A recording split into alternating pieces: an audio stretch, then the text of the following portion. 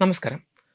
ഭൂമി ഇന്നുവരെ അഭിമുഖീകരിച്ചിട്ടുള്ളതിൽ വെച്ച് ഏറ്റവും ഭയാനകമായ ഒരു ആണവ യുദ്ധഭീഷണിക്ക് മുന്നിൽ മാനവരാശി വിറങ്ങലിച്ചു നിൽക്കുകയാണ്.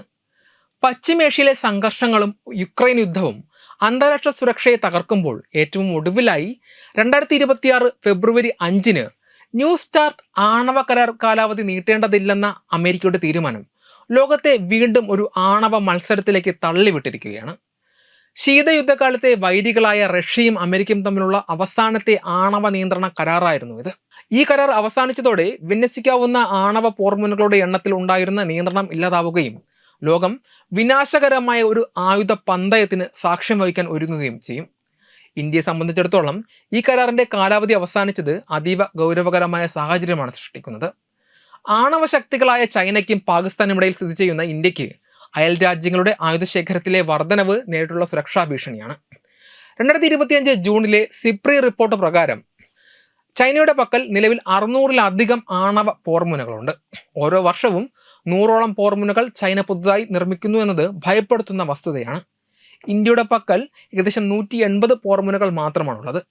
ചൈന തങ്ങളുടെ ആയുധശേഖരം അതിവേഗം വികസിപ്പിക്കുമ്പോഴും ഏതെങ്കിലും തരത്തിലുള്ള നിരായുധീകരണ ചർച്ചകളിൽ പങ്കെടുക്കാൻ വിസമ്മതിക്കുന്നത് ഏഷ്യയിലെ തന്ത്രപ്രധാനമായ സന്തുലിതാവസ്ഥയെ തകർക്കും. പടിഞ്ഞാറൻ അതിർത്തിയിൽ പാകിസ്ഥാനും തങ്ങളുടെ ആണവശേഖരം വർദ്ധിപ്പിക്കാനുള്ള നീക്കങ്ങളിലാണ്. ഏകദേശം 170 പോർമുനകൾ കൈവശമുള്ള പാകിസ്ഥാൻ ഓരോ വർഷവും 14 പുതിയ പോർമുനകൾ നിർമ്മിക്കാനുള്ള ആണവ ഇന്ധനം ശേഖരിക്കുന്നുണ്ടെന്ന് റിപ്പോർട്ടുകൾ സൂചിപ്പിക്കുന്നു.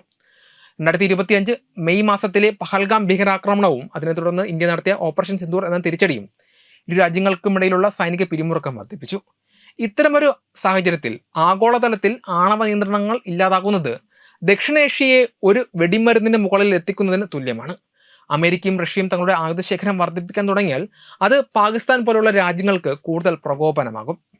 അമേരിക്കൻ പ്രസിഡന്റ് ഡൊണാൾഡ് ട്രംപിന്റെ നിലപാടുകൾ ഈ വിഷയത്തിൽ കൂടുതൽ അനിശ്ചിതത്വം സൃഷ്ടിക്കുന്നു. ന്യൂ സ്റ്റാർട്ട് കരാർ അവസാനിച്ചാൽ അവസാനിക്കട്ടെ എന്ന അയാളുടെ നിലപാടും ചൈനയെ കൂടി ഉൾപ്പെടുത്തിയുള്ള പുതിയ കരാർ വേണമെന്ന വാശിയും നിലവിലെ സാഹചര്യം കൂടുതൽ വഷളാക്കുന്നു. ചൈനയാകട്ടെ ഇത്തരം ചർച്ചകളോട് പുറംതിരിഞ്ഞു നിൽക്കുകയാണ്. യുക്രൈൻ യുദ്ധം കൊടുമ്പിരി കൊള്ളുന്ന ഈ സമയത്ത് റഷ്യയ്ക്ക് മേലുള്ള നിയന്ത്രണങ്ങൾ ഇല്ലാതാകുന്നത് യൂറോപ്പിന്റെയും ലോകത്തിന്റെയും സമാധാനം കെടുത്തിയേക്കാം.